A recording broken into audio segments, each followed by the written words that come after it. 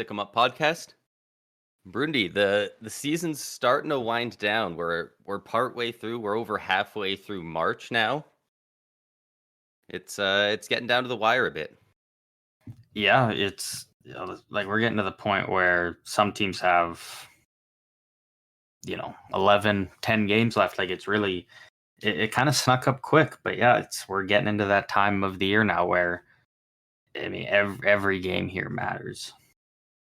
Yeah, I've really been in the last week of the mindset of like it's getting to crunch time. We're in the last 20 games of the season, and then earlier I looked and I was like, oh shit, this team has like 11 or 12 left. Like, Yeah, no, we're like right there. So we're really getting into it now here.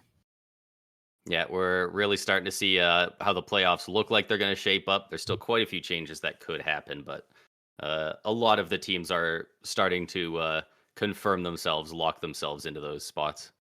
Yeah, it's really starting to look that way now. But before we'll maybe talk about the standings, whatnot, a little bit more at the end. But Yeah, for now, if you want to start us off with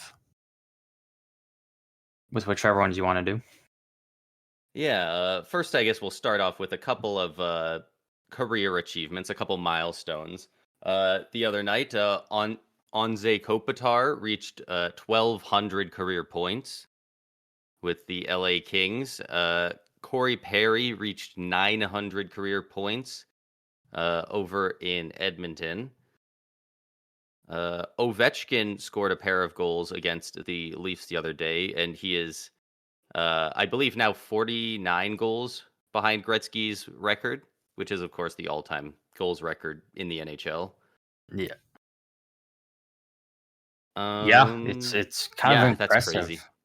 Considering where we're at the start of the year, and a lot of people started to think that he probably isn't, which I still thought was silly, but people are like, oh, he's not going to, catch Gretzky's record. Now it's like, well, I figured he was still going to catch his record for sure, but I definitely thought it meant he's going to have to stick around maybe a year or two longer than he figured he would. But yeah, right after the All-Star game, he's been really good since then. So, well, and the thing people also, didn't that just wasn't being thought about a lot is the fact that Ovechkin basically went from having for the majority of the last however long went from having Backstrom as a centerman or Kuznetsov, and now basically having neither of them. Like, well, Kuznetsov's gone, and we know what happened this season, and same with Backstrom.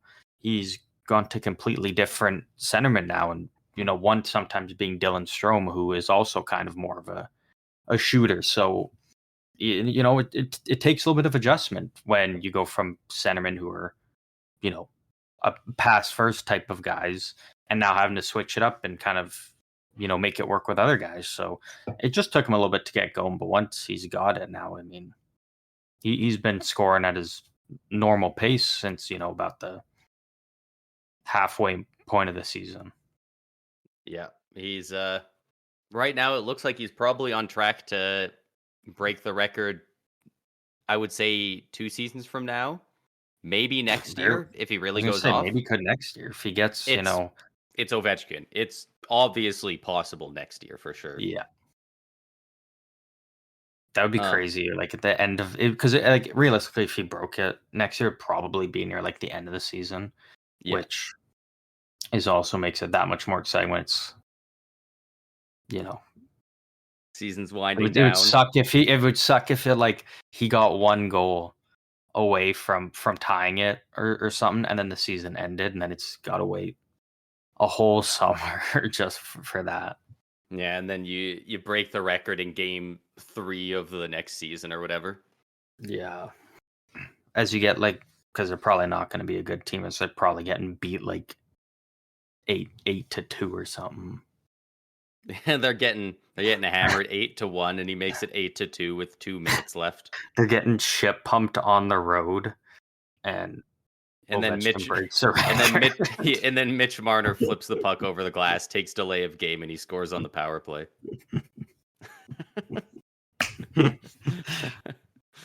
But that's the thing though. Like that's a real possibility that we could be witnessing. So I'm just imagining everyone in the Leafs jerseys standing up, giving them the ovation, clapping, and then it cuts to the scoreboard. It changes from 8-1 to 8-2. 2 minutes left in the game. But anyways, congrats to Ovi for that. I mean, continues to score at will and will not be stopped. So, and I guess congrats to Kopitar and Perry, but who cares? We're talking about Ovi here. Another one that was reached. This isn't a player, but this is a team. The Nashville Predators just reached tonight. They reached a 16-game point streak. That's a franchise record for them. They're a wagon. 14-0-2 in their last 16. Like they're going nuts right now. Let's also remember we were talking a couple weeks ago about their AHL team, the Milwaukee Admirals, going on that point streak as well. Yeah, it's been things have been looking good for Nashville lately. Like it's and I mean you just Trotz puts them together for sure.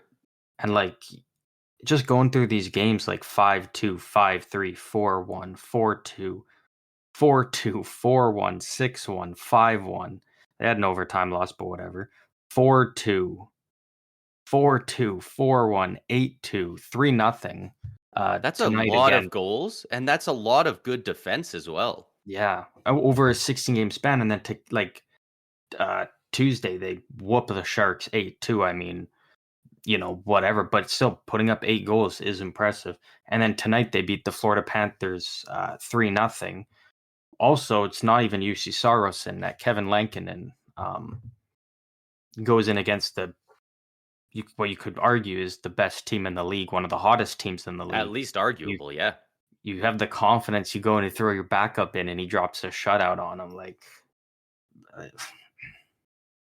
dude, they're a wagon right now, man. Those are the scary teams. Good. Like, yeah, sure. If you're in the Western Conference, you're probably thinking, oh, I don't want to face Edmonton. I don't want to face Colorado. Do you really want to face a team that's lost twice in the last 16 games in Nashville? Like, and it's not even regulation losses. Yeah, both of them in overtime. And I mean, like it sucked when. I mean, it's like it sucks for the opposing goalies and players who play, but like Nashville's they get Bridgestone Arena going in the playoffs. Like they go pretty hard, and they let the opposing. It's a loud atmosphere. So, and I mean, like it was also a team that, last offseason, they're trading Ryan Johansson, retaining half of his salary just to move him. They're buying out Matt Duchene. Like it kind of looked like they were like blown it up a bit. Really, the only big addition was Brian O'Reilly. Yeah. And I guess Nyquist actually, but he was supposed to be kind of a maybe 30-35 point guy in the third line or something. But now I mean he's 60 points in 69 games. Like he's one of their best players. Like it was a team that wasn't supposed to be this good, and I mean they're probably the hottest team in the league right now. Yeah, I mean now that they knocked off 14-0-2, it's not even arguable at this point. Like they're going crazy right now. And I know Trotz was interviewed fairly recently about it, either earlier today or yesterday, and he said that he credits a lot of it, a very large amount of it, to Roman Josi. He said he's been carrying them all year, which he's not wrong. Roman Josi has been playing outstanding all year. And this is the time when I wish that for like, when you vote for the Norris Trophy, like I wish more people would put this into consideration of what Yossi's doing with this team and where they're at. Like I feel like that. I mean, like he's not putting up the points, but also I guess again you got to take into consideration who other guys are playing with. Like obviously Makar and Hughes are like two of the best, like probably the two best offensive defense in the league, but they also have some of the best players in the Yeah. league Yossi's not around playing with them. McKinnon. Yeah. I Like, mean, and it's not even close. well, what Like, Philip Forsberg's probably I guess he actually probably be like the third best forward. You could argue fourth for Colorado, but Vancouver, I mean, he's 5, 6 maybe. Like that's yeah, the like thing though. So I mean, I would love if more of the voters that went into stuff like the North would kind of look at this and be like, overall, he has been the most impressive, I would say, out of defensemen this year. yeah, and it's so hard to compare guys because they're in different scenarios. They're play different Yeah. styles. Some are better defensively, but Quinn Hughes is putting up insane numbers. It's a lot of stuff to compare. I'm hoping when all is said and done this season, that Yossi at least gets a Norris nomination out of it. Yeah, I think even if he's in the Hughes top has it locked 3. up pretty good right now. Oh, do Makar also. I wouldn't mind a Quinn Hughes win, but I don't know, man. Makar is good right now. Like he is good. Yeah, he's been putting up numbers. But yeah, I mean, like what Nashville's doing right now is incredible, and I think this goes a long way. I mean, I guess a common theme we're gonna talk about the Hart a little bit later on, but now we're even talking about the Jack Adams. Like you've got a lot of coaches in contention for this, and you can only have 3 finalists. Like there's going to be some guys that some people think should be the winner that aren't even a finalist. Yeah, 'Cause, like and there's so many good options. Like Andrew Burnett's making a very strong case now here with Nashville.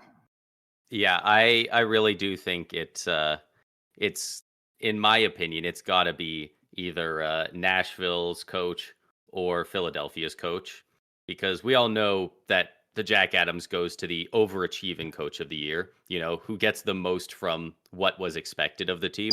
Sometimes, unless the team just has a really Oh, good season, like yeah. what Boston did, or what Yeah. I guess I can't even say what Tampa did actually. Yeah. And Um, but again, yeah, like Tortorella's a good one. A lot of people still talk about Rick Tocchet because Vancouver. A lot of people didn't think we're going to be here. I've even seen people saying I Chris would probably put Knobloch with I would probably put Edmonton, Talkett as the last one personally.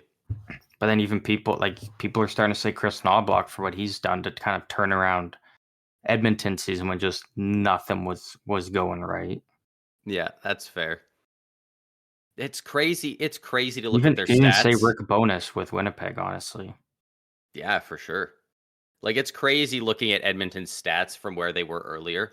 Remember how far we were into the season when they were like in second last in the league, only ahead of the Sharks? Like that Yeah. was a good bit into the season. Now they're 42, 21, and 4. They Yeah. almost no, they literally have double the wins that they have losses. And they Yeah. were like God, they were like 2 and 12 or something at one point. Like Well, and that's the thing, right? If they end up like they're kind of catching Vancouver, if they pass Vancouver, like when Vancouver had like a 20-point lead on them at one point in time, and yeah. it's not like Vancouver's sucked or anything. Like they've probably win 7 or 8 out of 10 games. Yeah. Right now Because they're like 6, Edmonton 2, and has 2 in their been last 10. that good. Also, I would even say if we are talking about Washington, how they're kind of overachieving. If they squeak into the playoffs, whether that's the final wild card spot or they even jump over Philly into third in the Metro, Spencer Carberry could win because I think we both had Yeah. Washington probably I think pretty low in our. I think I had him I second think last in the I division, was going just to say above I'm pretty Philly. sure I had him 7th in the division. So if Washington makes the playoffs, I mean,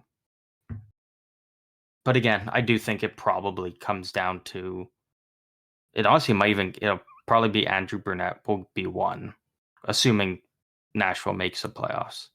And Yeah, then he's got to. I think the other, I mean, I don't know who the third one would be, but the second one's probably depending on whether Washington or Philly makes the playoffs, assuming that one of the two does.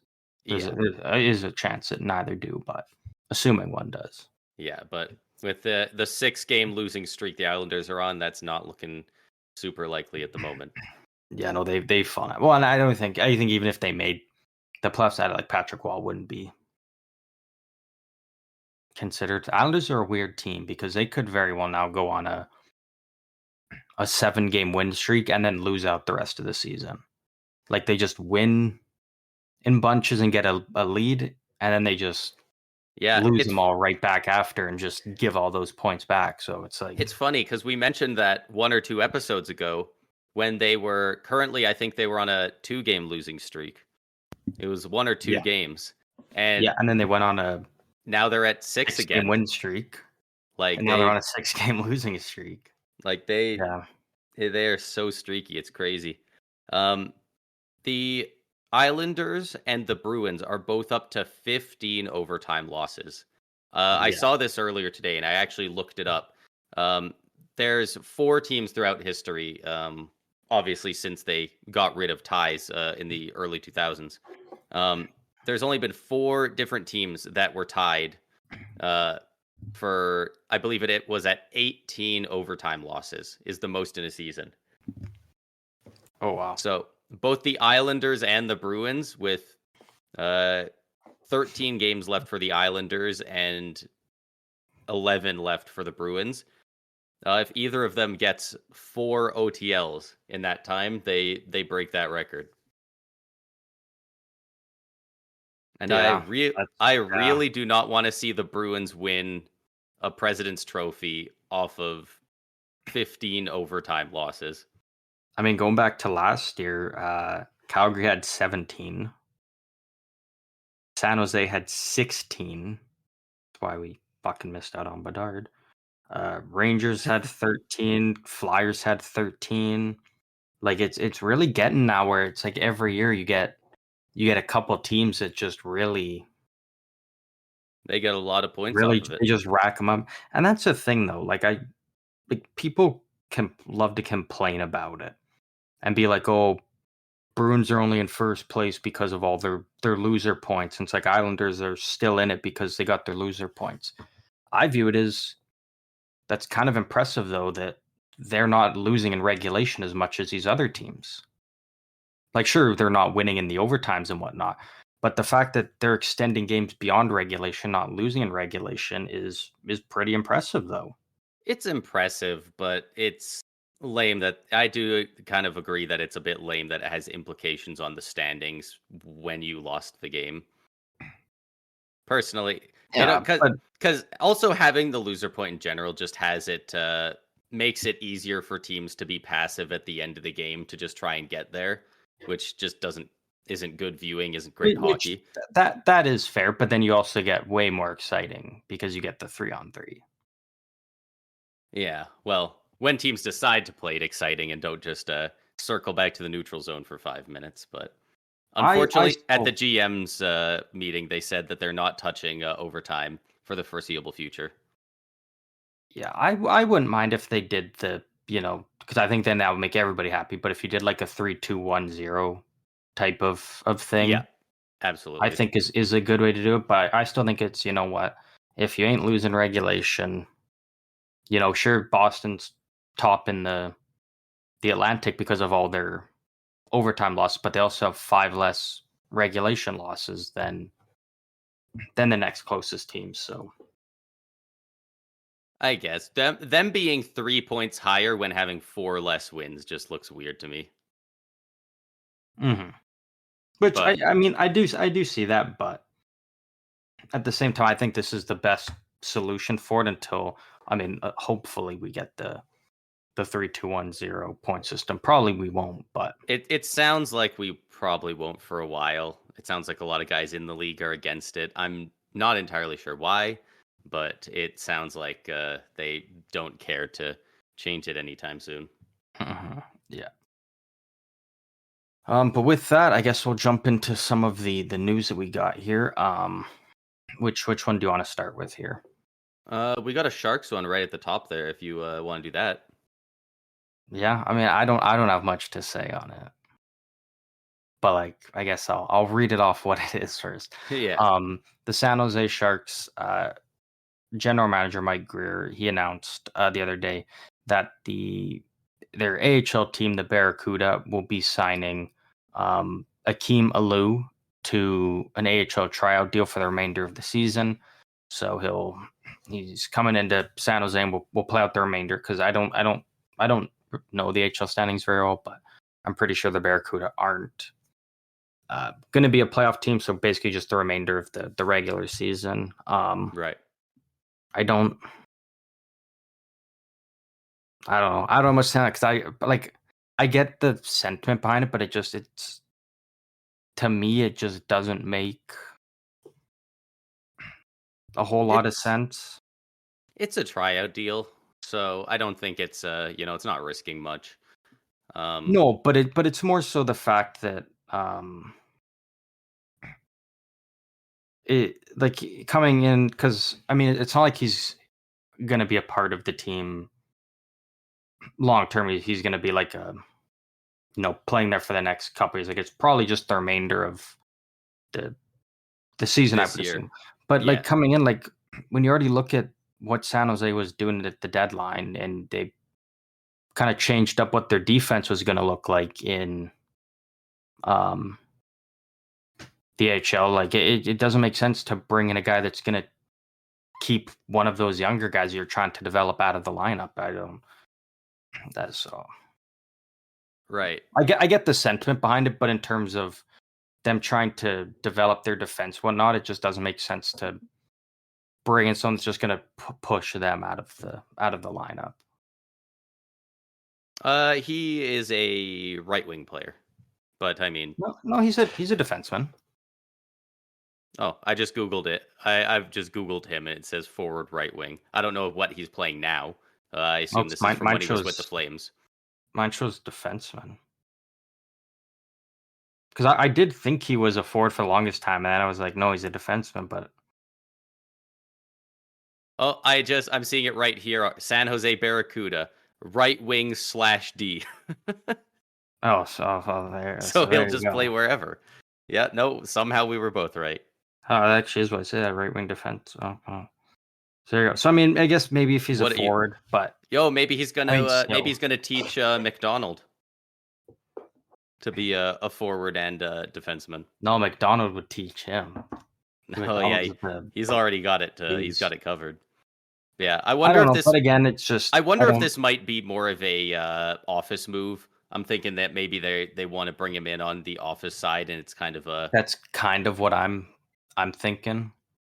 kind of a hangout with the team for a bit, and how do you work with the players, and are you good enough to do coach or do whatever with the team?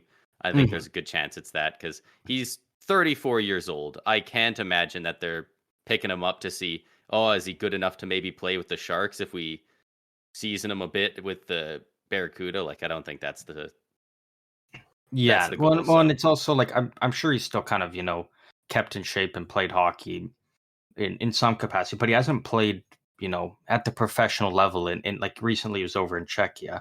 He hasn't played at the professional level since the 2019 2020 season over in Czechia. So it's like he's been away from professional games for a while. So that and that's a big part of it that kind of makes me believe that it's kind of a front office type of move thing.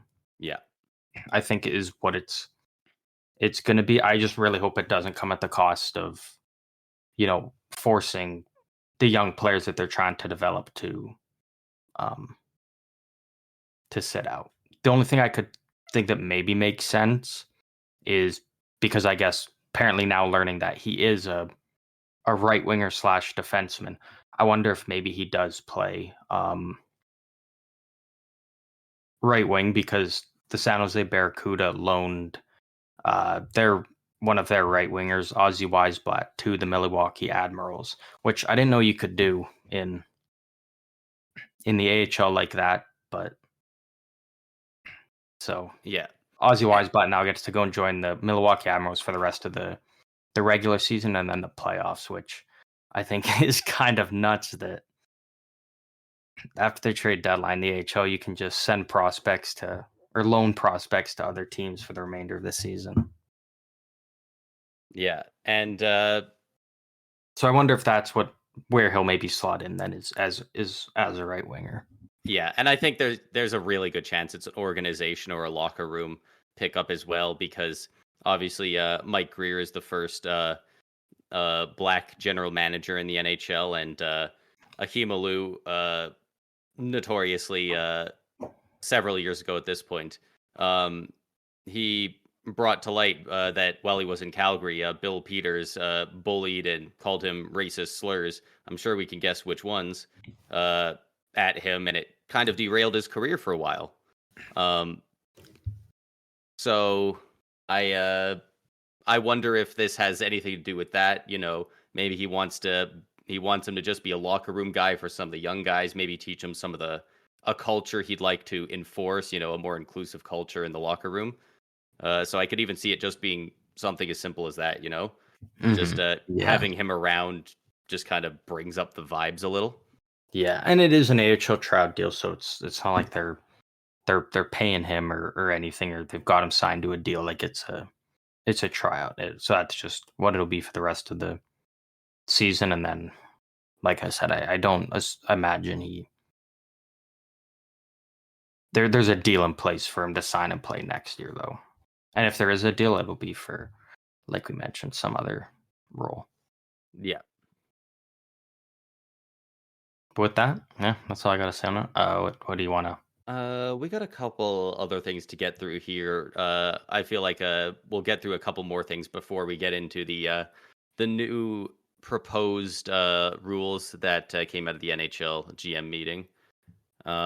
Wild defenseman Jonas Brodin went down with a leg injury in one of their games the other day, and it did not look great.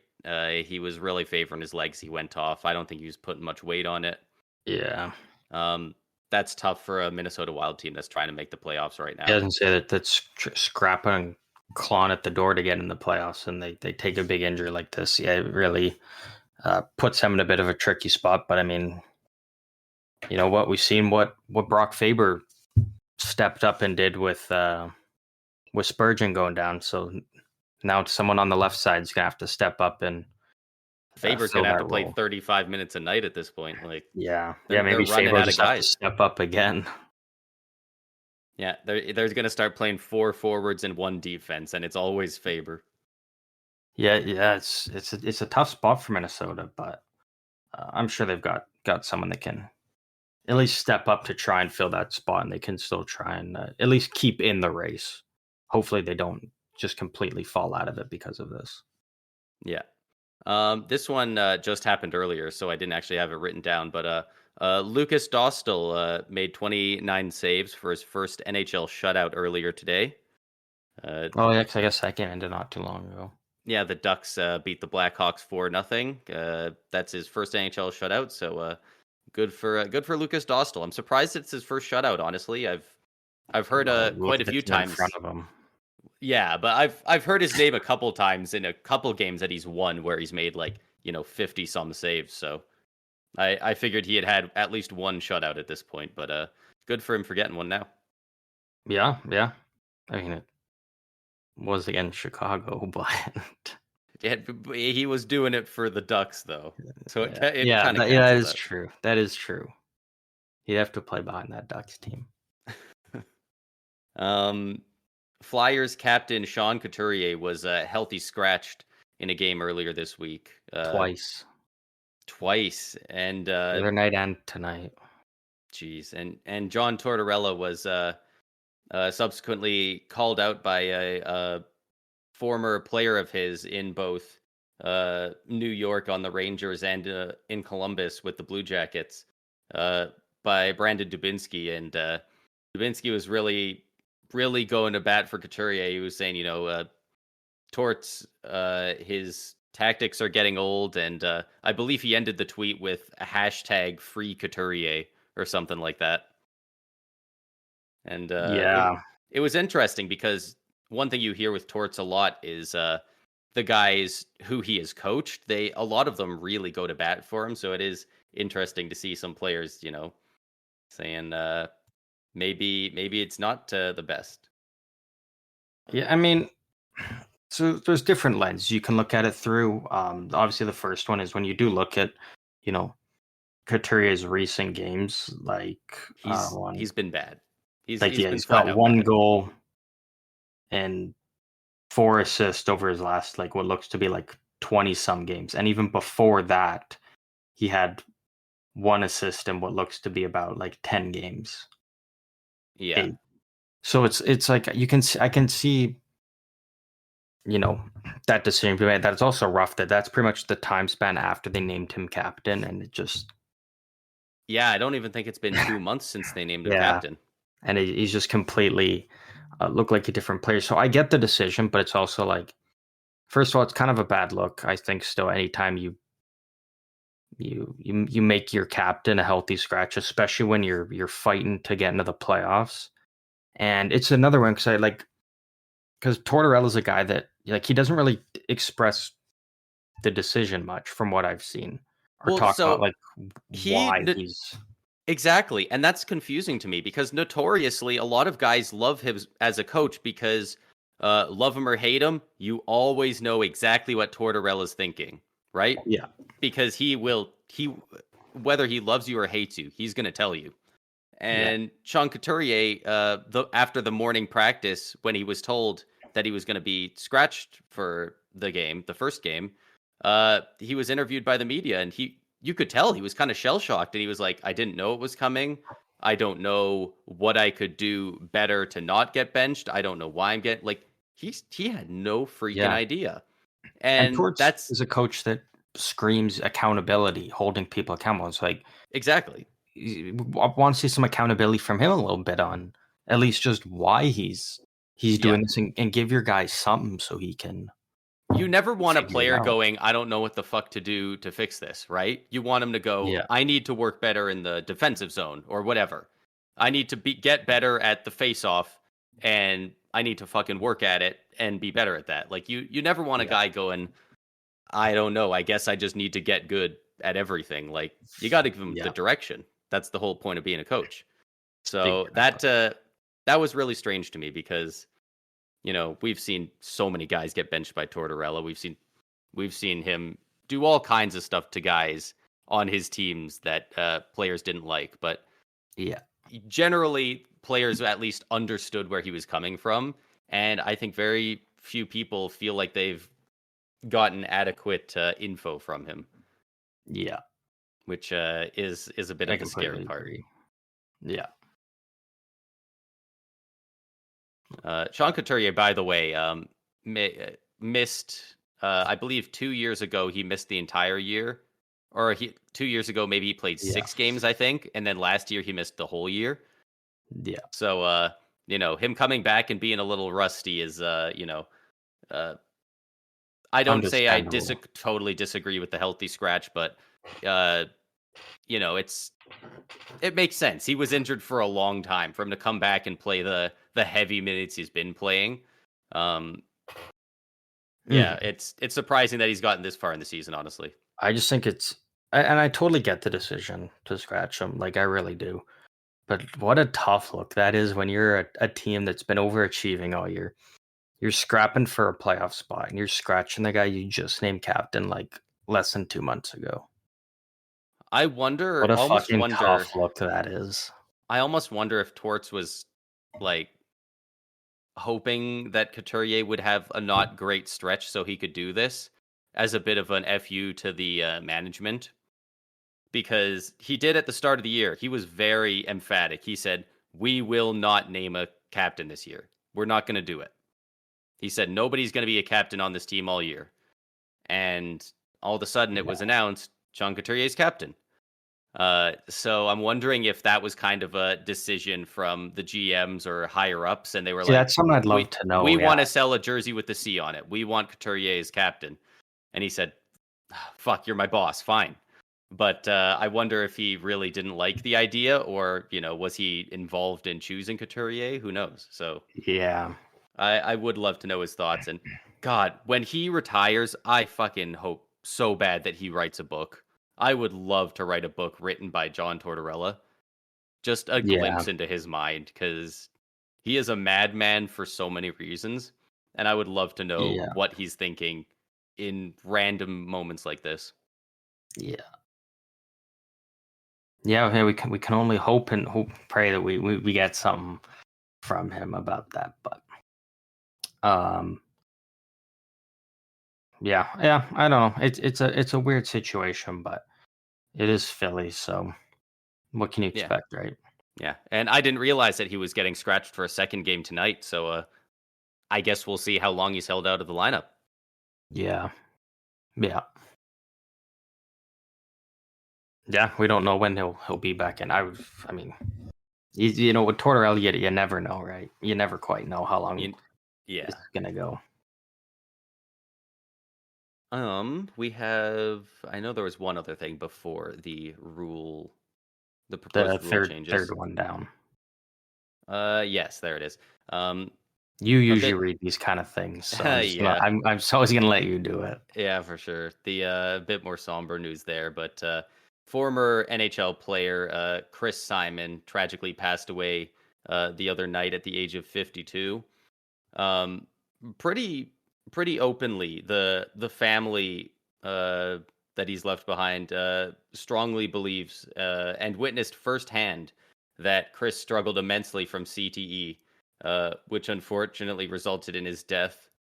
Uh, that was a quote from Simon's former agent, Paul Theophanous. Um, this was in a brief press release that he did, kind of on behalf of the family. Um, yeah, he's him, the family. They all seem to heavily believe that he struggled a lot with his CTE and his brain, given that he was a pretty big tough guy in his day in the league, in a era Yeah, of tough guys. So, yeah, this isn't exactly an original story. We've seen this before. So, of course, the NHL, if there's an L to take it, they will. So, the other day, NHL Deputy Commissioner Bill Daly came out and said, quote, "I think the science is still lacking," end quote, in regard to CTE being linked to repeated blows to the head. Um, I'm yeah. glad That a was guy, I'm glad a such a pencil pusher clown in a move. suit knows more about science than the scientists. It's Yeah, good to know that there's people at the top of the food chain in the NHL who are better at science, dude. apparently. Bill Daly's been fucking taking a lot of L's lately. Right? Dude's kind of on a downward spiral net right like lately. And it makes me scared because the more L's he takes, the more likely I think he is to be the next commissioner. Fuck. He's already the Yeah, deputy commissioner. yeah. But Gary Bettman's not going anywhere anytime soon. We're stuck with him, so um, yeah, I didn't like that quote because again, like you said, the guy in the suit is thinks he knows more about the science of a brain than professionals do that have put All the 20 years scientists of their life into learning everything and studying it all. Like I think they know a lot more, and there's even like it obviously is very prominent within former NHL tough guys, but like a lot of guys in football, man, you're seeing guys play. You know, constantly. some of the best players in the league are retiring at 28, 29, 30. Like they're because they just they can't take it They're the only two holdouts for left. so long. Like it's The NHL and the NFL are as far as I know, the only two major uh, sports companies that they just every time it comes up, they go, nope, CTE is not related to getting yeah, hit in the head. Even WWE at a certain point was like, okay, fine, yeah, it's clearly linked. Look at the myriad of evidence. We're gonna do something about it, and that's when they stopped letting guys, take direct chair shots to the freaking dome. well, even one of the Like, I former just can't one of the believe that they're not going to, yeah, like one of not the gonna best admit it. receivers in the last decade in the NFL, who currently has CTE right now, openly like just talks about it and is making a whole brand about himself based on CTE. So when you've got guys who have it and are pushing that, like, yeah, this is real and this is what I got, it's not a good look, and especially a bad comment to make, you know, right after the situation that just happened with Chris Simon. To say that, it's like, man, I would have rather him not answer the question, right? yeah, Like just stay silent. He it's would have even looked it's better. not a good time to talk about it. No comment. Like that's all you Yeah, have to do, right? yeah. You couldn't even just be like, thoughts and prayers of this family, but at this time we won't be commenting. That simple, but yeah. Yeah, Yeah, I it's wasn't a fan of it. It's a bad look for Bill Daly, but I'm yeah. sure he'll do some other dumb shit within the next 2 months. So Yeah, we'll keep we'll tabs see. on that. Yeah, we'll see. The head of the Department of Player Safety is still selling hats that say "Make Hockey Violent Again" for anyone wondering. Yeah, So that's the yeah. state of the Good league. point. It's a good point. Oof. But anyway, it looks like that's just about everything we got before the rule changes. Actually, we do have one more thing down at the bottom. Um, have you heard much more on this? Tom Wilson being a dick? No. But Tom Wilson does have an in-person hearing. I think it's tomorrow, if I'm not mistaken. For his high, and in-person hearing means he's going to get 5 or more games. And this comes after his high sticking on Toronto Maple Leafs for Noah Gregor, which it's not even like a traditional, high stick. It's a It, behind the guy, whip your stick around right into his mouth, and then yeah, they're his like, one "Oh, what hand wasn't even happened?" on his stick. He just swung it with one hand and threw it right up into his face. It was pretty brutal. So I always give guys, when they're facing a suspension, I give them the benefit of the doubt if whatever the situation was part of an actual hockey play. yeah, This wasn't even in the realm of a play in any means. yeah, And so I'm really glad that it's an in-person hearing, and like Tom Wilson's obviously going to get the book thrown at him here, because there's no need in the game for that. It's not part of it in any way, and like, you're trying to inflict harm on an opposing player doing that. Like, there's no other way around it. So I'm glad that they're going to hold Wilson accountable for, because yeah. I was not a fan of that play one bit.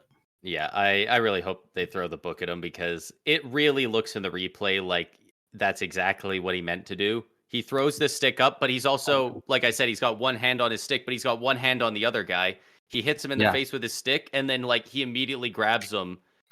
It's almost like a big brother, hits his younger brother in the head, and then he like immediately, oh, don't tell mom, don't tell mom. He grabs the guy as he's collapsing to kind of be like, oh no, look, I'm helping. yeah, I we're couldn't have done fine. this on purpose. I'm helping.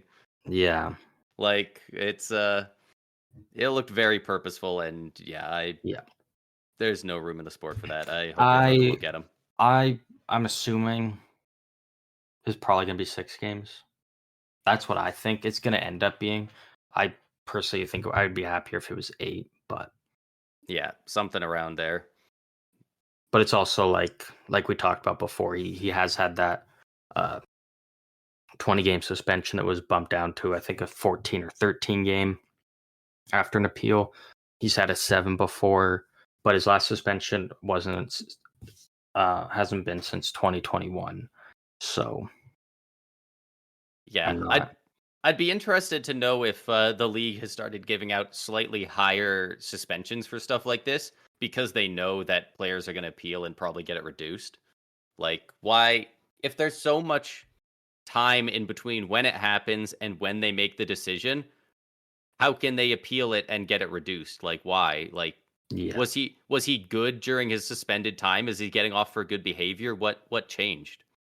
yeah, So I'd love to know their thought process behind the idea of appealing suspensions, really. yeah. It's a tough spot for Washington, where they're fighting for a playoff spot, and And Tom that's their Wilson is a all-star. part of that team. Yeah, yeah, he was their all-star this year. Yeah, so Yeah, that could be a big loss for them.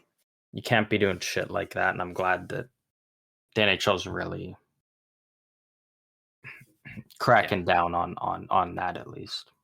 yeah, for sure. All right, let's get into these proposed rule changes and one immediately active rule change. So maybe actually we'll start with that. But for Yeah. context, down in Florida recently, the NHL had a GM's meeting where all 32 GMs got together with a couple league officials, and they proposed a whole bunch of new ideas for the league, changes to the game, and this is a bunch of the Mhm. stuff that ended up coming from that. At least the stuff that's been reported so far. Most of it by Elliot Friedman, I believe. Yeah. But the one change that will be in place immediately, it's already in effect, is that players will first get a warning and then a penalty uh, subsequently for hanging their legs over the bench during a play. Uh, this is something that players do a lot when they're getting ready to change. They're kind of get their legs dangled over and they wait till the guy's getting close to the bench and then they just kind of hop onto the ice. Yeah. A ref got injured earlier this year. I guess a guy was doing this and his skate caught the ref. So they decided because of that to introduce this. I think it's a fair change. I mean, Yeah, I like yeah, it. skates at waist to shoulder height, like it's just not really needed. There's doors. You could do it quicker. You don't have to hang out up there. So makes sense. Just kind of a natural progression of the game. Yeah, and yeah, I mean, when we're already starting to get into a time where it's hard to get officials and have them stick around, doing what you can to keep them safe is definitely of high importance. So to see them doing something to help protect these officials, and really it's not changing the game too much in doing so, guys just will quickly just jump and hop over and go. So I think it's a fantastic rule change. Yeah, I am interested to see who takes the first penalty for this new rule. Uh, Yeah. it's just always fun when a new rule comes in to see who a guy take the first penalty. Yeah. But that's the only immediately in place rule. The rest of these are all proposed changes that I believe they'll be voted on in the off season. They'll be brought up again later on. Yeah. Um, so they've got quite a few different ones. One of them being the coach's challenge will now allow teams to avoid a penalty for sending a puck over the glass if video review can show that it struck something. So if they call a penalty on my team because we flipped the puck over the glass, but then we challenge it and they can see, oh, it hit this guy's stick Mhm. first and then went out, then they Yeah. can get rid of it. And the same one was proposed for the high sticking Right. penalties that are The friendly fire like penalties. yeah, like teammate on teammate where they think it was the other guy. Yeah. Um, It's a high and speed then game. It's hard to know which stick hit who in the face and whose fault it was without a replay sometimes. So yeah, I like those changes. and then One the big part of it is obviously if you don't if your challenge isn't successful, you get an additional penalty, yeah, which would put you down 5-on-3. And I mean, you get two minor penalties. So there will it's be a double or full nothing. 2 minutes of 5-on-3. So and honestly, for I like it. these two specific changes, I love it because there is if you're challenging it, 99% of the time they'll take one look at it on the iPad and go, "Oh, yeah, okay, now that it's slowed down, obviously it went off somebody's stick. Obviously it wasn't his stick, you know." It's Yeah. pretty black and white most of the time. Very seldomly will it be, "Oh, geez, did it?" Like it's very few times will it not be able to see. So Well, I and like it's it. also one of If those you things do that fail it's it, it had to have been pretty close. So I do love the 5-on-3 element that it well, and can it's also like create. from the time they call the penalty, the guys in the box, it's all of what 15 seconds. So like the team's got, you know, 25 seconds or so to get it pulled up, check and see what happened, and then they either can confidently say, okay, this did happen or not. And then, yeah, the refs, like, it wouldn't slow the game down or anything. And with that additional penalty, teams aren't going to just call it right away and be like, yeah, we're going to challenge that. Like, they're going to make sure that they're look right. through it first and make sure that they can confidently say that the refs got it wrong, and then they'll go from there. So I'm totally okay with that being Yeah, I'm a being big put fan of in. that for sure. There was another proposed rule for granting a replacement goalie a warm up. So, like, if a new goalie's coming in, giving him a warm up. If the player he subs in for is removed by a concussion spotter specifically. See, but So at that point, why wouldn't you just do it for injuries in general? yeah, it's Like, why does it I just have to be if they're it's pulled out for a concussion? What if it's buddy one of tears those his rules that groin? I like it, but like, why are we stopping there? Why is it only Yeah, concussion? Just make this for any injury coming out. yeah. It's like if goalie tears his groin and has to leave, why does the goalie just be like, yeah, you don't get a replacement because your goalie didn't get his bell rung, he just tore his groin. It's like, if you're I gonna do warm ups for a goalie, just do it for I guess any I time a can goalie leaves. see it being like maybe they think guys will fake tear their groin. Like, if the coach is like, we're gonna pull you, fake an injury so that we can get our other goalie a warm up first. I get it, I guess, because the concussion I spotter is a bit more of a third party, I but guess, yeah. I can see that actually.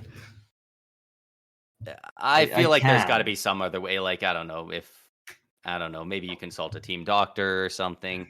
But then again, it's the team doctor. It's a bit different from concussion spotter. I It's a also bit feel like difficult, I I guess. also feel like that's kind of a bad look on a goalie if it's like anytime they're gonna get, like, the amount of times they'd have to fake injuries if they're gonna get pulled. Yeah, Like, it's not a great look on a goalie being like, oh, dude, you look at all these games when you're like you're getting injured or having to leave due to injury or something. Like, and you can't, yeah. like, You start calling them for embellishment, or maybe they get a fine or something. Who knows? yeah.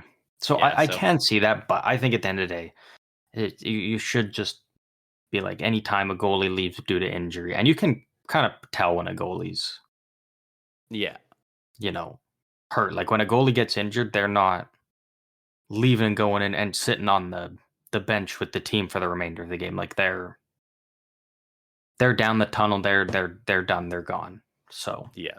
So, but even if it doesn't include that, there were no warm ups before, and now there are for replacements when it's a concussion spotter thing. So, at the very it's a least, step in the right it is direction. a step in the right direction, Yeah. at the least.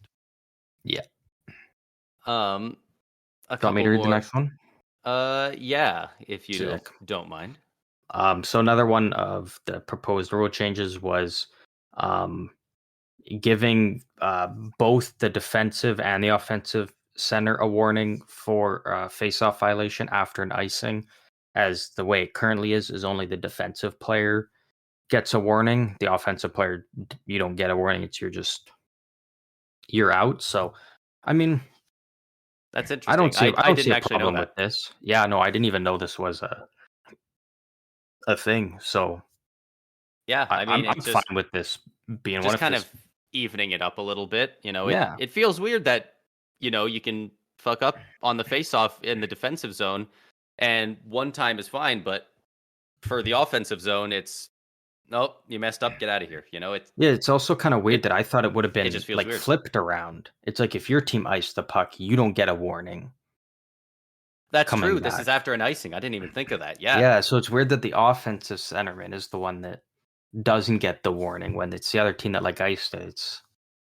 I'd be curious to know why this is the way that it is. It's just yeah. interesting, but But either way, both guys will get the warning if the rule goes through, which yeah, makes a lot of sense to me to add this that. next one's kind of funny because we got to witness witness it tonight. Yeah, actually, if a play is blown dead because of a goalie losing his mask, the other team is awarded the choice of which offensive zone dot the ensuing faceoff will take place. So you can, if the goalie's mask comes off, a hard shot hits him, a guy clips him, and it comes off. They get the face off in the zone at one of the circles, but uh, the offensive team gets to choose which side, and that's really cool. That I like some of those elements where the players kind of get to choose. Like we really like the left side; it opens up the right side for us, or whatever the strategy is behind that. So I One think that's times just a out of neat 10, little it's extra really thing. just the centerman picks which side is his strong side to go with. Yeah. I thought this was already a thing because I thought this was kind of implemented like a couple years ago when it was after a team ices it. Now the team that'll be in the offensive zone gets to pick which side they want to do the face-off on. So I kind of thought this was already just a part of it because the team can pick for the start of power plays. They can choose after icing. So I thought for something like this that this would already kind of be a. So this is just bringing a goalie losing his mask in line with some other parts of the game. Yeah, and I just kind of thought this was always just a part of it. I thought it was lumped in there. So that's interesting that it wasn't, but now it looks like it probably will. I'm assuming that is one that any team is fine voting in. Yeah, why would you? It would be a very strange hill to die on. Yeah. Like even if there's a guy that doesn't want it, like if the majority is, they're not gonna be like, "Oh, I'm putting my foot down that I don't want this." Like it's not that deep. Your goalie just always has his helmet fall off, and he doesn't want the other team getting to choose. Yeah. I mean, if your goalie likes to lose his lid, so maybe St. Louis. Oh, St. Louis actually might be against it. Yeah, he's got Bennington on speed dial. Sorry, man. It looks like it's going forward. He's like, man, I tried. I fought hard for you. I went to bat for you. Doug Armstrong in shambles.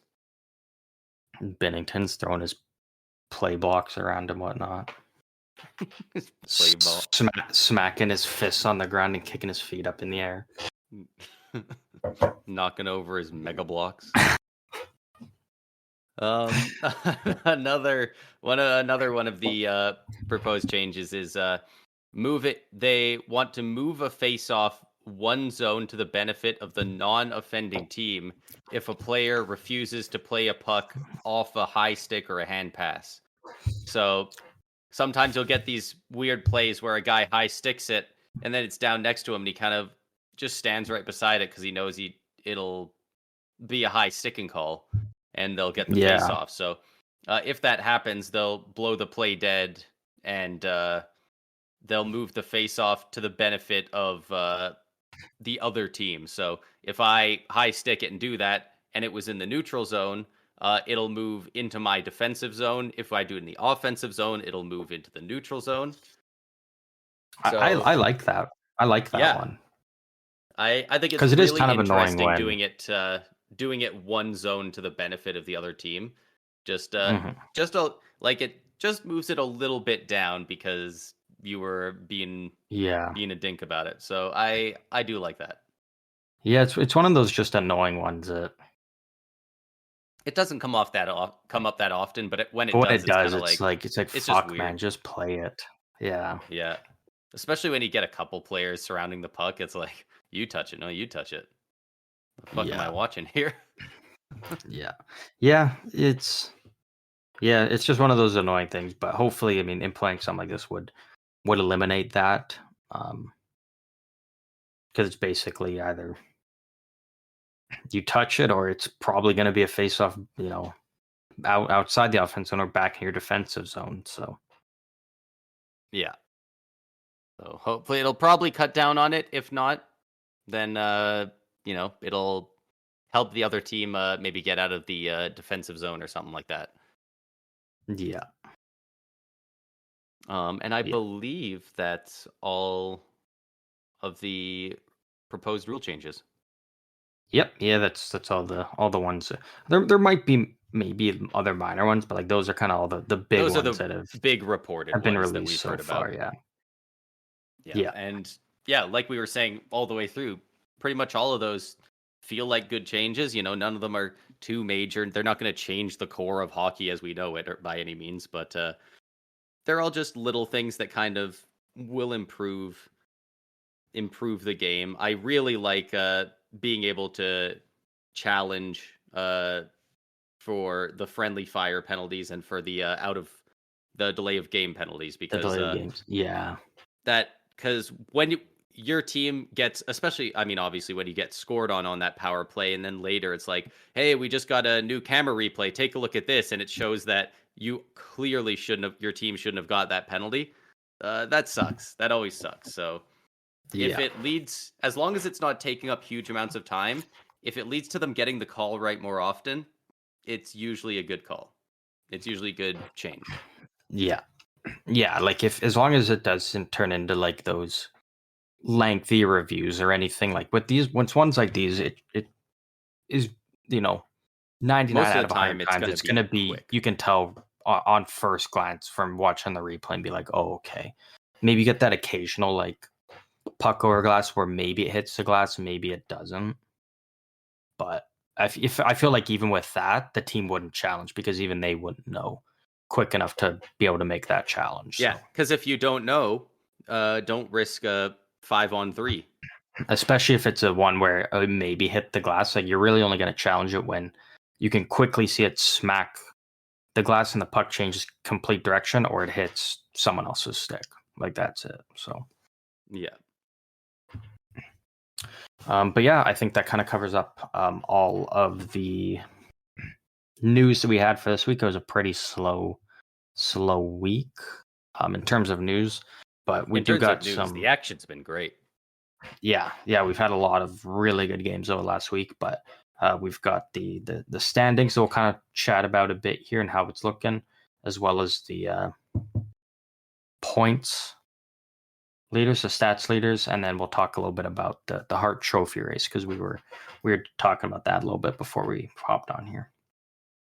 Yeah. So first, I'll go over some of the individual player stats. So in first place for the, I guess first talking about the points race, we have Nikita Kucherov with 122 points.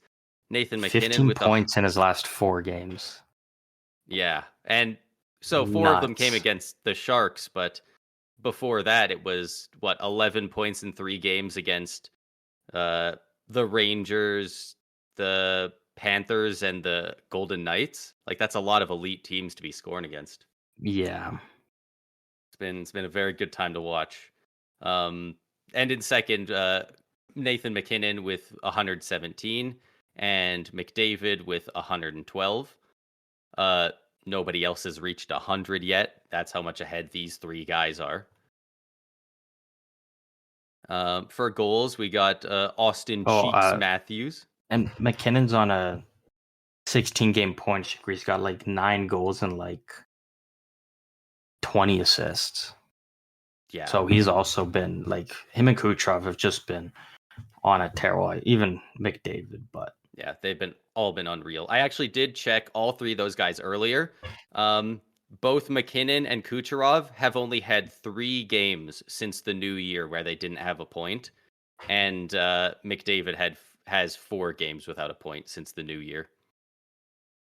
wow. Like from all 3 of those guys, that's crazy. That's 2.5 full months. Like Yeah. that's absolutely incredible. We're seeing some. I mean, I've said it before, but whoever comes in third or even fourth in Hart Trophy voting, the season they're having, they'd probably win the Hart Trophy like 7 out of the last 10 years. Like we Mhm. are seeing some insane numbers this year. Here's the craziest thing though. After tonight's game, Kucherov's got what is it now? 122 points. He's 122. out of all of Tampa Bay's goals this season, Kucherov has contributed on 49.19. Almost 50% of their goals, Kucherov's got a point in, and there's probably numerous other goals that have been scored that Kucherov was a big part of helping set up that goal where he didn't end up with a point.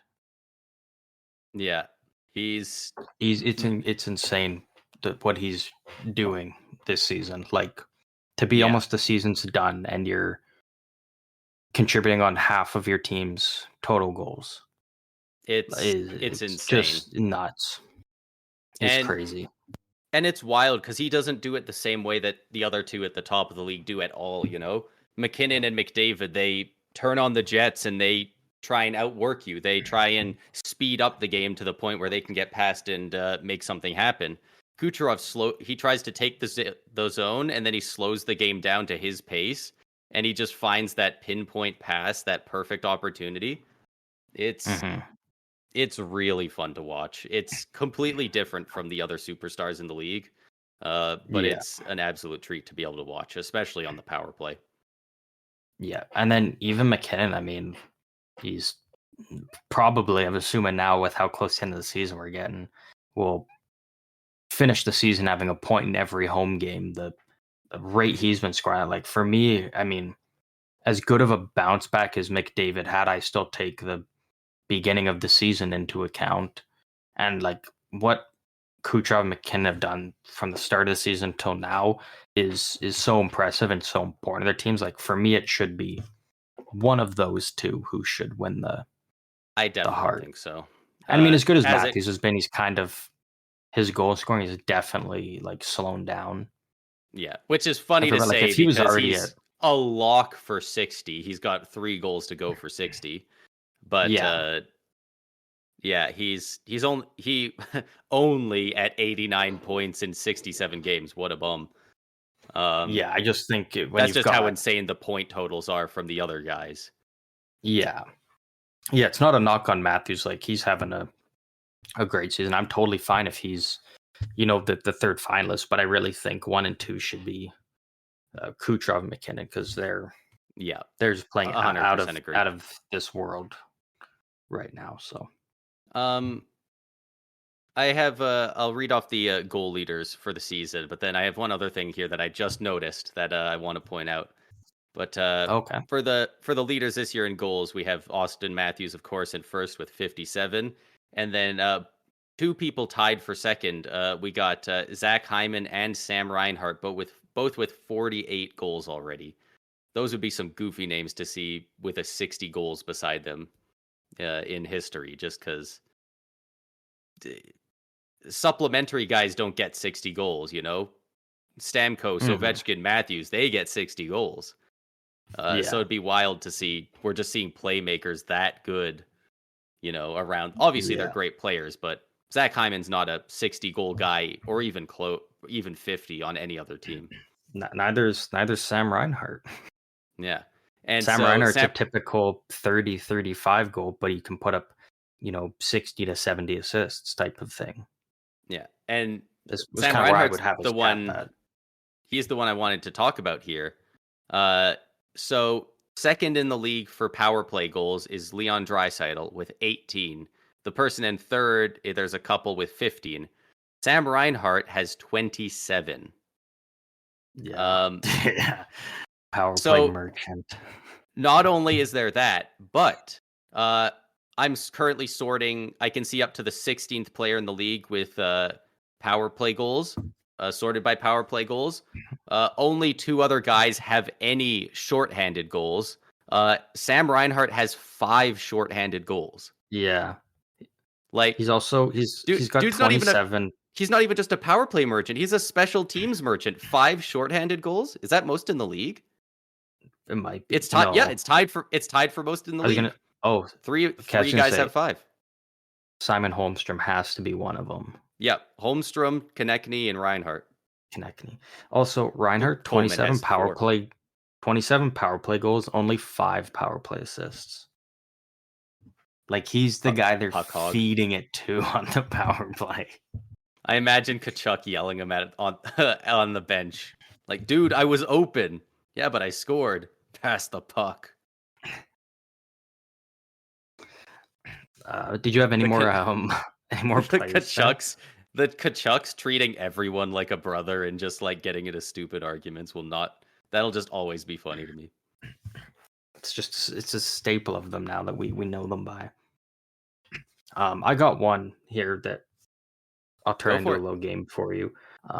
Looking at the defensemen who've scored the most goals this year. So there's one guy in first, two are tied for second. There's someone in third, and then there's two guys tied in fourth after that. So I'm Okay. gonna see how many of them you can guess. Defenseman goals, right? Yeah, the guy in first has 18. The two in second have 17. The guy in third has Wow. 16, and then the two guys in fourth both have 15. 15. Okay. I feel like you should be able So to get at least 5. okay, so I got to imagine first is Makar, right? Probably Makar is second with 17. second. I'm gonna go Roman Yossi. Roman Yossi is first with 18. Okay, I was gonna say it's got to be one of those two. I'm pretty sure Roman Yossi had 2 goals the other night against the Sharks. I'm pretty sure. Who was the one defenseman that I saw earlier this year? He had a stupid amount of goals, and I was wondering why. It was at a Flames game. What's his name? You're almost there. Oh man, dude, I even know who it is. Like they got him in the Kachuk trade. Dude, what's his dick's name? Oh man, Uyghur. Uyghur, Mackenzie Uyghur. I knew it started with an M. I wasn't getting He that. he is the guy in third with 16. He is in third. So, I was gonna say so you're still missing the other. He was in first actually for a fair bit. He still very well could jump back up into first. We still got 3 more. All 3 are young guys. all 3 are young guys. Jeez. Well, young guys, that kind of takes away some of my guesses. There's no way it's Luke Hughes, right? No, I don't think Luke Hughes is even on this list. Adam Fox is young guy, but he was injured for a while, so I'm assuming it's not him. Adam Fox is at 13, and I'll tell you, he's tied with Quinn Hughes at 13. So there's 3 other young defensemen that aren't Fox or Hughes that are at the top here. Wow, that's kind 2 of are Western Conference, 1 is East. Jeez, I'm trying to think of even like who's a young defenseman. They're all so old at this point. All the guys logging a lot of minutes. There's still some good young defensemen. Devon Taves? No, Devon Taves has 11.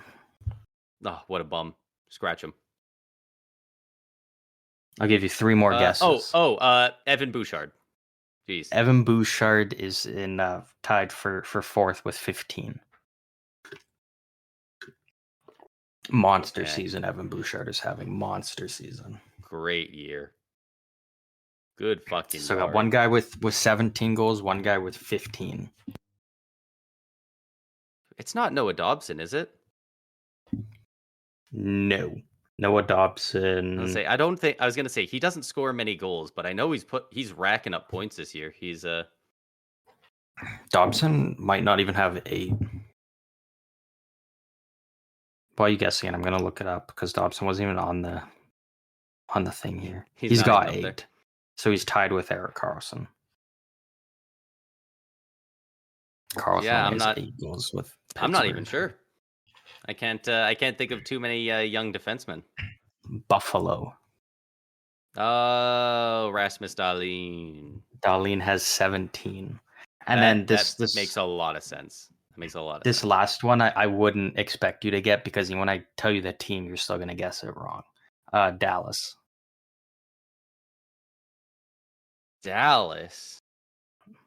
Oh God. Well, so the obvious guess here is Miro Heiskanen, but yeah, and it's not Heiskanen.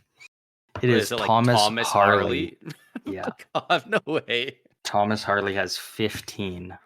Dude, what? How many points does he have? 15 goals, 24 assists for a total of 39 points. He's a plus 18. Wow. 1 power play goal. For a second, I thought you were going to say he had 29 points. Like he actually had more goals than assists. Look at that. Yossi, 8 power play goals. Makar, 6. Dahlin, 5. Bouchard, 6. Drew Doughty, who was just underneath Harley, which is impressive for Drew Doughty. 6. Uyghur and Harley both only have 1. And Wow. Thomas Harley is the only guy with Cale Makar. They each have 1 shorthanded goal.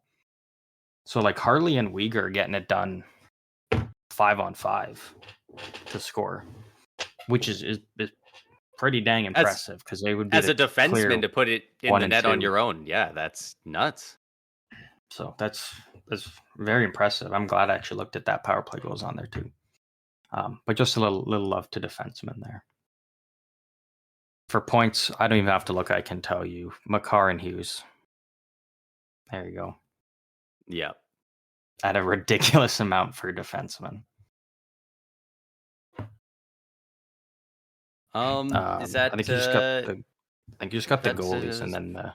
Yeah, well, we the kind of standings. did that in the middle of the other stats there. We got goalies. This is sorted by minimum games played of 37 for the goaltenders. So for our boy Charlie Lindgren, so he makes the cut. I don't think he does, but we gave him a chance anyway. For goals saved above expected per 60 minutes, we have Connor Hellebuck in first with .612, Demko with .423, and Jacob Markstrom with .402. I don't know if Markstrom had been mentioned in any of these past editions of this, but nobody's got 5 assists. Dude, he's tied with Capo Caco in assists. He's really driving up his price. He's really driving up his price for the potential offseason acquisition over in New Jersey. Well, how? Like, yeah, I guess with New Jersey could still happen. They did say that they're looking into it in the offseason. They named him and another goalie. I don't remember the other goalie. Because now that might have been Linus Ullmark, but I can't remember. Yeah. Well, because they got, obviously they got Jake Allen from Montreal, but like Jake Allen can be a great backup. And then they got Katkinen, but that was just to dump off Vanacek's contract, and then Katkinen they can just let walk. So they actually probably will have a goalie spot open, assuming one of their young goalies isn't like, I'm ready. And then they're like, no, get back to the minors and stay there. They need, even if they do come up, they need an all-star level goalie to go further. You tell me Jake Allen's not a all-star level goalie? What do you have against Jake Allen? Hey, you know what? Whenever I tune into a game where he's playing, he does it. Like, he actually does. He's like he's like a James Reimer. He's like the best really consistent backup in the league. Yeah. But then when you give him, they can go up there against the top team in the league and just put on like an absolute clinic for 60 minutes. Yeah. What do we got here? Wow, this is pretty cut and dry. So this next one is just save percentage for all shots on goal. In first, we have Connor Hellebuck with a 923, and in a tie for second, we have at 917 we have Thatcher Demko, Jeremy Swayman, Cam Talbot, and Joey Decord, all with a 917. And then and then 923 was Connor Hellebuck. Dude is okay. Where's Charlie Lindgren? He is in 10th with a very respectable 911 save percentage. Wonder how many Vezina votes he gets. He's been so good this year. He's gonna have 32 votes for 5th place.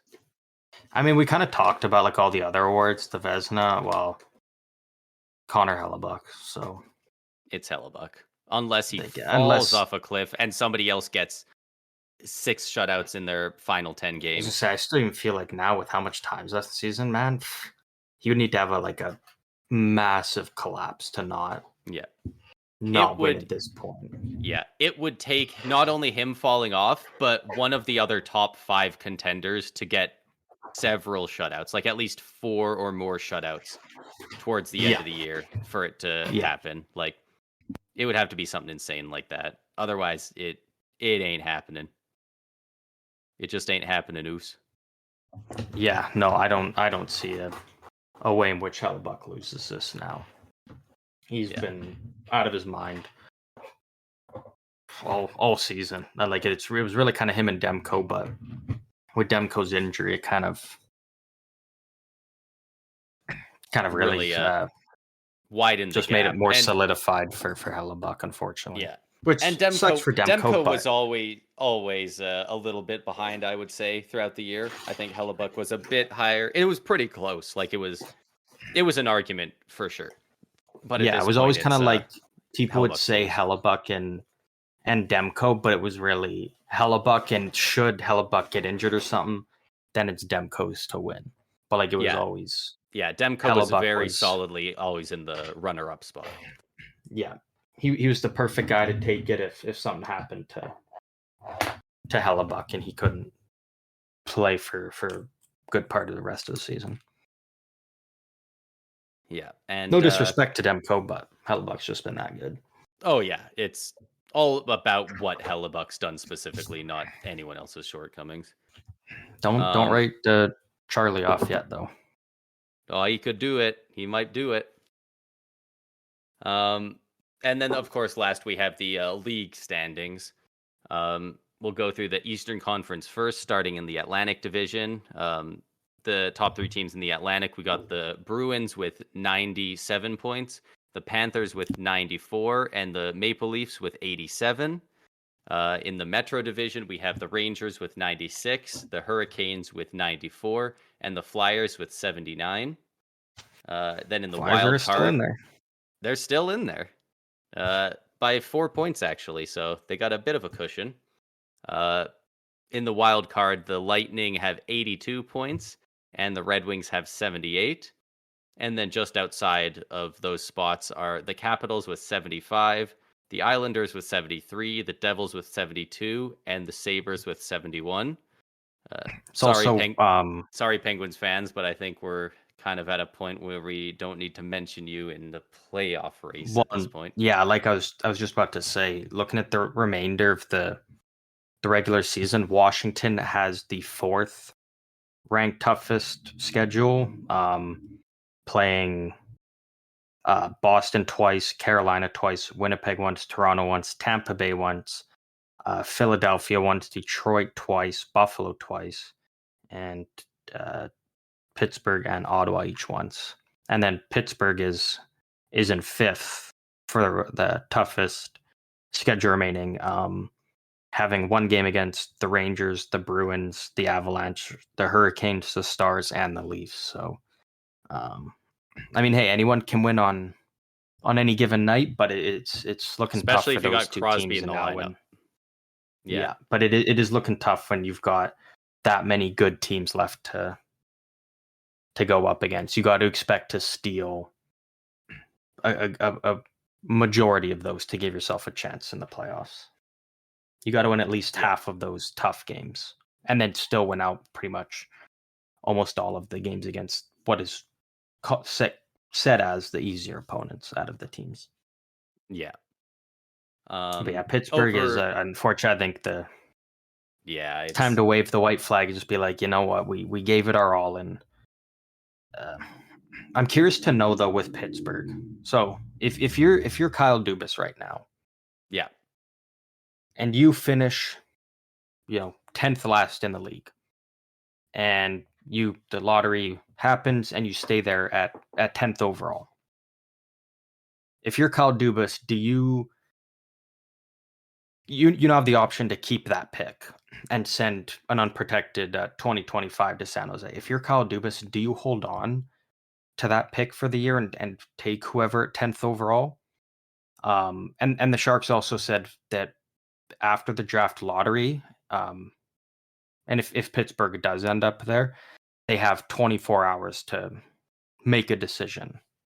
So if you're Kyle Dubas, do you hold on to that pick, or do you just ship that one off and keep your 2025 one in what is supposed to be a much deeper draft? What would you do if you're Pittsburgh in this situation now? It's very interesting because a lot of the time I would say you take the player in the current draft because chances are if it is end up being bad for the franchise later, it's not going to be the GM's problem a lot of the time.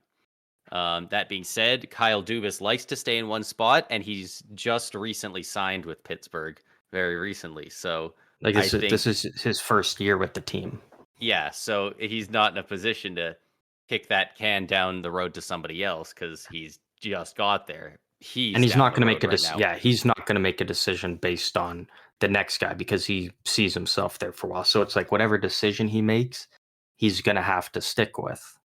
Yeah. And And most likely, whoever they would take at 10th overall wouldn't, be playing in the NHL next year. Like they wouldn't be they would go yeah, back for a year development. yeah. So Most likely.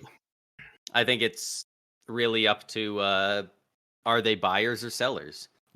Is he gonna bring the boys back and make a push for playoffs next year, or does he say sorry, Sid, but it's time and start regaining a couple of young assets and try and rebuild a bit younger and better? And Which kind of yeah, leads me to believe, that it'll probably be if they ended up there in that 10 spot, they would keep the pick and just send the one next year, even though the draft is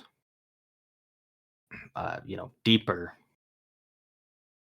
next year. It's kind of telling your players like, I don't expect us to be good next year, so I want to hold on to our first. Or I guess you also could look at it if they hold on to that first, it could be used as a trade chip, but at the same time, you could make that argument for whatever prospect they yeah, draft. But teams tend to value the draft pick, I think, a bit more because then that way they can pick their guy. They don't have to do scouting on this guy and decide whether or not they like yeah, him. So it's absolutely. if I was Pittsburgh, I would probably just use the pick if I was in Dubas's spot and be like, yeah, you can't send the message that you expect the team to be Do even worse worse than next year. yeah, exactly. It's a tough I spot for want you guys Pittsburgh. to win, but I expect you guys to suck. Yeah, it's not a great message.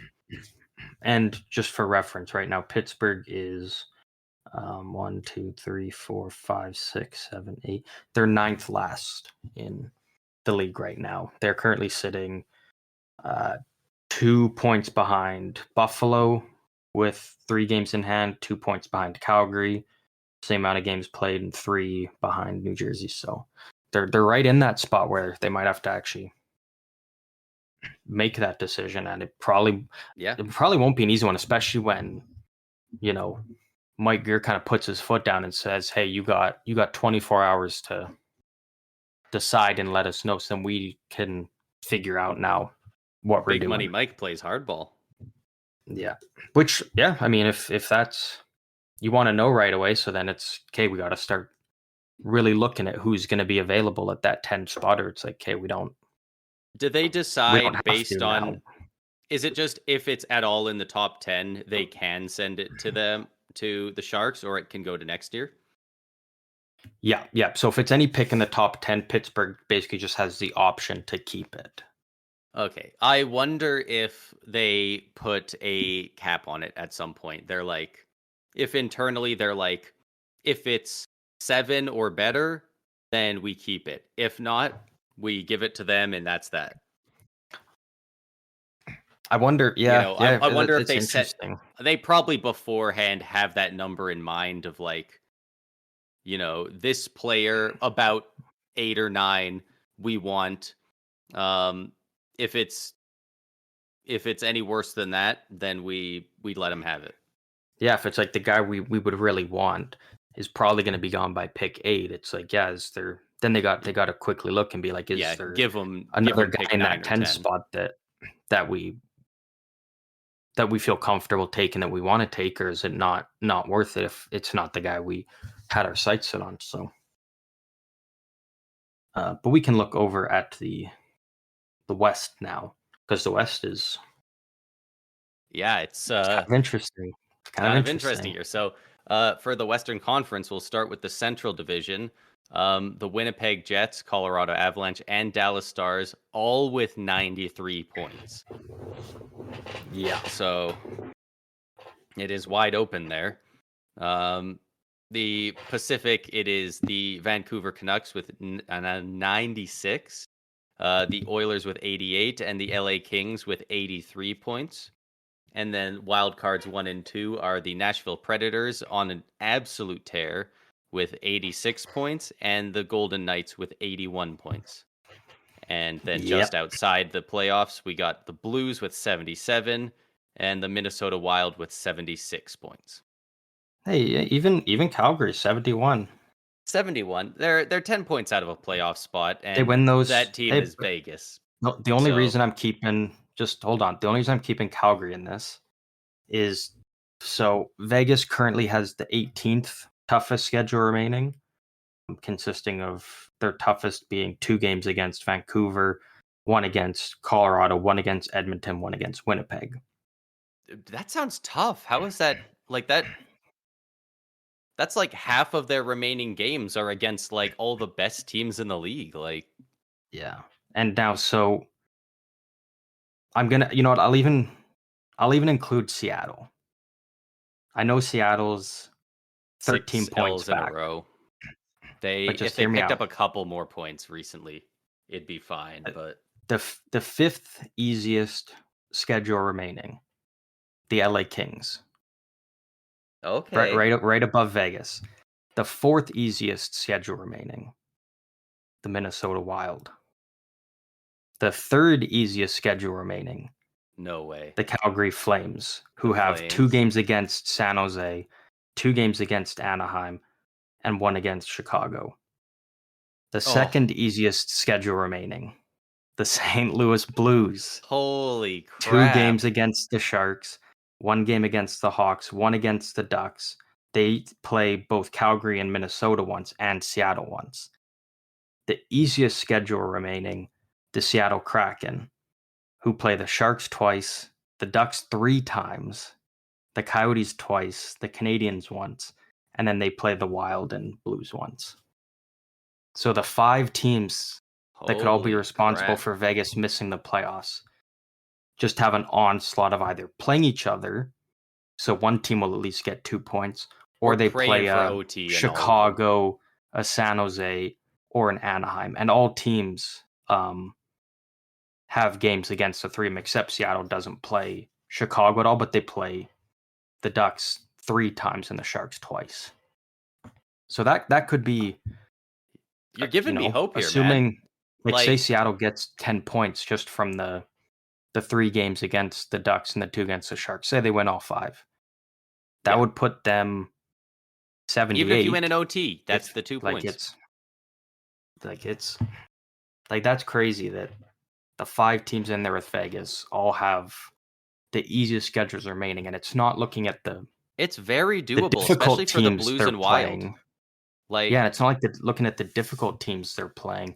It's looking at the really bad teams they're playing. What'd you say? Vegas has life. 2 games against Vancouver. There's no way they're getting out of there with more than 2 points, I would think. Like, they play Colorado. I have Colorado with 93 points. They're currently on a 7-game win streak. Like, the freaking Edmonton McDavids, who went 1-12 to start the year and are now 42-21. And then Winnipeg. They're playing a myriad of freaking all-star teams. Like, that's crazy. And then Winnipeg, that was sitting at the top of the league for so long, and they added Toffoli, who's looking like a 50-goal-a-year guy with them now. Yeah, and Sean Monahan. So it's for, take it for what it is. Looking at this strength of schedule, but they're looking the Cup at the weak champs. teams, They can bring it if they decide to bring it. But if these other teams really give them a run for their money, the door's open. Yeah, especially when it's just looking at, because 4-6-0 in their last 10 for Vegas. That's a losing record. Looking at Seattle, between those 3 games against the Ducks, the 2 against the Sharks, they're probably walking out with at least 7 points out of the 10 there. At the bare minimum. St. Louis is probably getting 5 out of, probably 6 out of 8 against the Sharks twice, the Hawks, the Ducks. if you're a fan of any of those teams fighting to get in the West, you got a lot to look forward to because you got a lot of shitty teams you're going up against that, you know, especially with the the Sharks and Hawks. I don't know how many more games those teams want to win. Like it's really kind of come down to those two at the bottom of the West as well. So Yeah, it's really interesting, and it's funny because every time I check, whatever sports app I have for checking the scores, every time I see a Minnesota or a St. Louis game, I'm always keeping tabs on it. Like, let's see a big dub, boys, because yeah, it would just be so funny to me to see them have Hurdle and Stone and whoever else. I'm sure they have more guys on LTIR, and them just completely miss the playoffs. although they did keep their first round pick this year. Oh, great! I can't wait for him to show up Can't at wait some for them point to. and be incredible. I can't wait for them to just fall off a cliff and then win #1 overall. No, that wouldn't happen. Yeah, Imagine if it did, though. That would be they'll crazy. move up from like number 8 to first.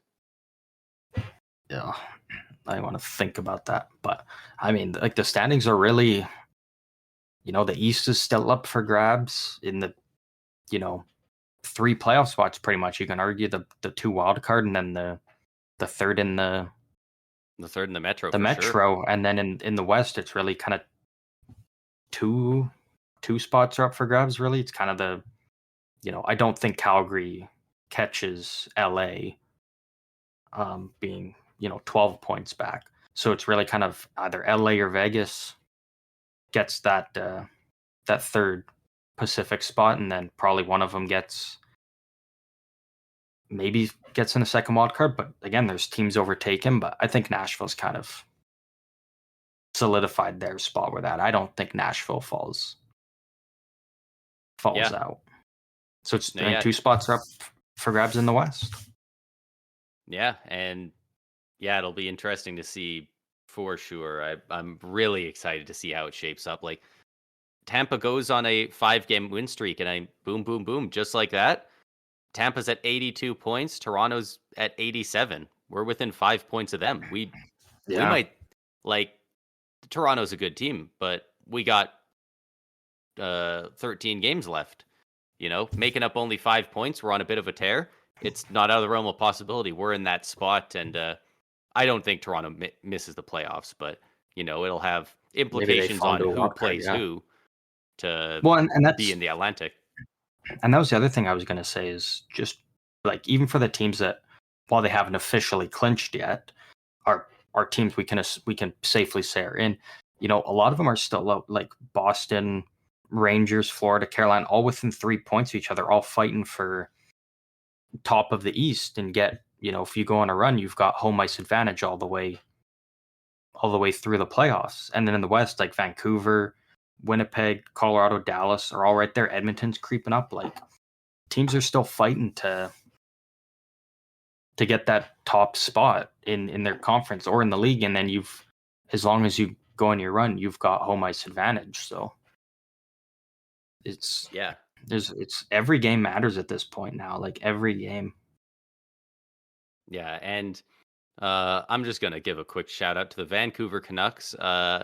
I really want them to win the President's Trophy. I think they've earned it this year. You want to give them the curse? No, I don't believe in the curse. Statistically, the people who won the team that won the President's Trophy has won the cup more often than the average team. So I don't think it's a curse. Yeah, but, I just love calling it that. Yeah, no, yeah, people love it. It would be a cool story for them to win, though. It would be cool, and I do just like the Canucks. They're a fun team. They have a good fan base when they're not too upset, like every team. Yeah. But also the other teams vying for the President's Trophy, the Rangers, the Panthers, the Bruins. I don't really like any of them, and they can all suck it. Yeah, that's fair. So that's. And you know what? I can cheer for the Canucks extra because now I know they have 2 games against Vegas coming up. Yeah. Yeah, So any team up against Vegas, we're cheering for for the opposition against them.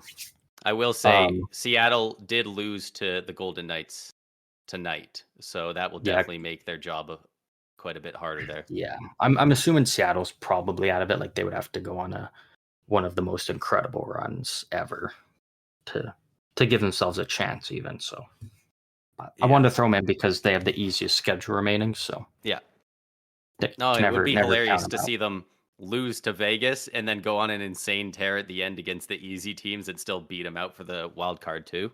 That would be pretty funny. Yeah. But that's all we got for the. I was gonna say, yeah, I think that covers everything here. Do you have anything left you want to add in before we hop out of here? No, I think that's just about it. I'm very excited to see where pretty much all the awards end up going out. You know, whether it's the President's Trophy, we said the Vezina's locked up, the Art Ross, the Lindsay, the Hart, all very interesting races. I have not heard hardly anything on the Selke conversation. And Patrice Bergeron retired, so we can't just assume it's going to be him this year. So it's going to be probably like the same three. It's probably going to be like a Kopitar, Barkov, maybe a Hischier or something will probably be. Do you think Hischier really gets a nod after this year? I'm just trying to. It's just kind of the other guy. He's kind of the third guy. I definitely think Barkov and Kopitar could be up there. Yeah, those are probably the two that are. Or are going to get the most votes. Who knows? Maybe it's Matthews, Pedersen. Maybe Marner's year. Who knows? Yeah. You know what? You never quite know. But I think we kind of know that it'll probably have Barkov and Kopitar kind of. We'll probably be at least two of the finalists. Yeah. Who knows? Maybe this is the year that they decide. You know what? Let's give Crosby one before he's done. Crosby has been a beast this year. But with that, that kind of wraps up everything we got for this episode today. The usual. As always, you can follow us over on Instagram, Twitter, and we do have a TikTok now, all under the same name, SEU Hockey. Feel free to throw us a follow on there, shoot us a message, say hi again. Anything you want us to talk about or things that we may have missed, because I'm sure there's stuff over the last week that we missed and didn't talk about. And if there's something you wanted us to talk about, you can always let us know. Yeah, the TikTok's been going off over there. It's been pretty fun. Yeah, it's only going to get more wild. So hop in before you can say you're one of the day oneers before that shit storm starts for us over on there. But yeah, once again, thank you to everybody for listening, and we will see you guys next week.